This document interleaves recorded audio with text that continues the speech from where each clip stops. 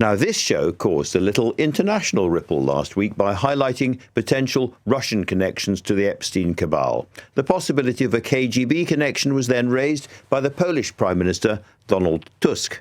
Today, we followed up with his deputy in Warsaw, Radek Sikorski. What did he think about the possible connection between Epstein, right-wing parties across Europe, and the Kremlin? I don't have privileged knowledge on this, and as you know, the amount of the material is huge. It has not been properly digested yet. But as you say, there are hints there that I think are worth investigating. The fact that British media, the Daily Mail and the Daily Telegraph, have written about this and have taken this issue seriously is also a factor in our reasoning. And given that we don't know the source of Epstein's money, he had huge quantities of money. It's always been mysterious where it came from. And he appeared to have access to almost an unlimited number of young Russian women. Again, is that part of the story that makes you suspicious? Well, yes, I think it is the Soviet Union that gave us the concept of the honey trap. And they are certainly not about using such methods. In the 1930s in Moscow, there was a New York Times reporter called Walter Duranty. He even got the Pulitzer Prize for reporting about the successes of the Soviet Union during the famine, collectivization, and purges, which together cost the lives of millions of people. Yes, the Russians spend billions on active, or what they call active measures, on propaganda or manipulation, and on entrapping people. Just to be absolutely clear, do you yourself think that Epstein might have been a Russian agent? Look, in my business, I have to make statements based on knowledge, not on supposition. But certainly, there is plenty to investigate. Everybody has been focusing on the sexual element of the Epstein scandal, but there is a lot of money connections there as well. There's a kind of web of money coming in and deals being done and deals going out again. And that appears again to involve people from Moscow. Epstein described himself, for instance, as Vladimir Putin's financial advisor at one point. Well, we should not repeat the mistake that was made in Britain in the run-up to the Brexit referendum. If you remember, there were traces there of the financiers of the Leave campaign hobnobbing with the Russian ambassador and being promised gold deals in Africa and some such like. And you know, there was a feeling in Britain, well, it's politics, we can't interfere. But other countries don't have the right to interfere in the internal affairs. And we do have the right to proof our political systems from such influences. So is this the kind of thing you'd like to see an inquiry on in the West, in Britain, and maybe across the EU as well? Well, there are so many names there. First heads have started to roll, not just in Britain, also in Slovakia and elsewhere. There are Polish names mentioned in the files, both as victims and possibly as perpetrators of the Epstein machine.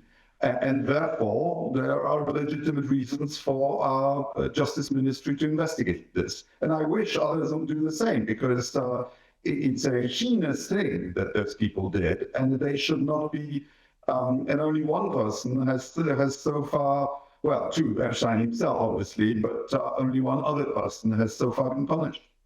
Let me move on to the situation in Ukraine. We've had another very dismissive account of the peace talks from Mr. Lavrov, the foreign minister in Moscow, suggesting that we're still a long way from any resolution there.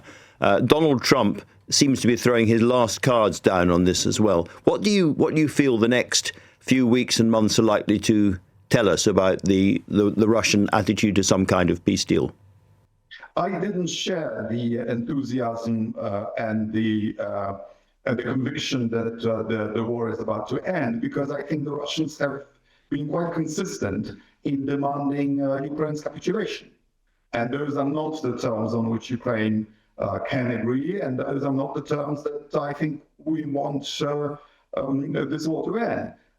Ukraine is resisting very effectively, imposing huge costs on Russia, both in terms of dead and wounded, over 1 million. By our calculations, the opportunity costs of this war for Russia are already over $1 trillion. And, as the European Union, we've lent Ukraine 90 billion euros, which should allow them to continue resistance for a couple of years. And historically speaking, if you look at the Vietnam War, Algeria, Malaya insurgency, Angola, Mozambique, these neo-colonial wars usually take about a decade, I'm afraid. Well, it's going to go on and on. Speaking of which, I am genuinely uncertain as to how important Keir Starmer's personal role has been in supporting Kiev and supporting Ukraine and President Zelensky. He's obviously put a huge amount of effort into it. I'm asking because he's clearly, as you know, in a moment of great peril here in the UK. And I never know whether one individual leader makes a difference or whether all British leaders behave much the same way when it comes to these things. What's your view? British prime ministers of both parties have been magnificent on Ukraine. We are really grateful, and and this is a factor in excellent British relations. The fact that you've rallied around a nation that's been invaded, and not just politically, but also materially. So I tip my hat to all of them, and Sir Keir Starmer is treading a well-worn path of British defence of liberty. So would you regret it if he had to leave the position of Prime Minister? Thank you for this invitation to interfere in your party politics, but I will declare it. We respect Sir Keir. He has a good relationship with Prime Minister Donald Tusk. All right. Thank you very much indeed, Radek Sikorski. Much appreciated.